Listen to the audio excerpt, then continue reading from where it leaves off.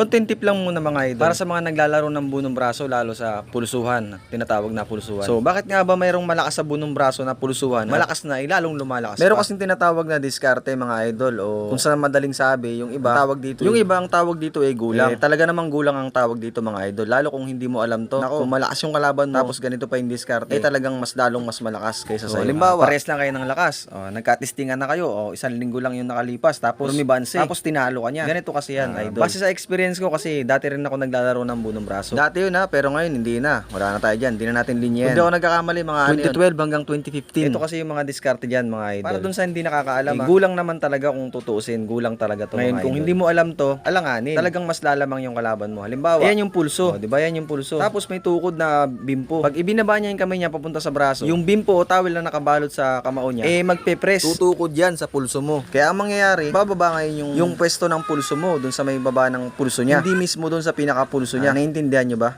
Basta ganun, kung naglalaro ko ng bunong braso, maintindihan mo. Ngayon, alam mo na yung diskarte. Depende na sa'yo yan kung papayag ka na merong tali na bimpo yung kamay o pares lang na wala. Pero para sa akin, mas maganda maglaro walang taling bimpo sa kamay para magkaalaman talaga kung sino talaga yung malakas sa pulsuhan. Pero yun nga, tulad ng sinabi ko kanina, depende pa rin sa'yo yan kung papayag ka na ganyan yung diskarte. Yun lang naman mga idol and peace out.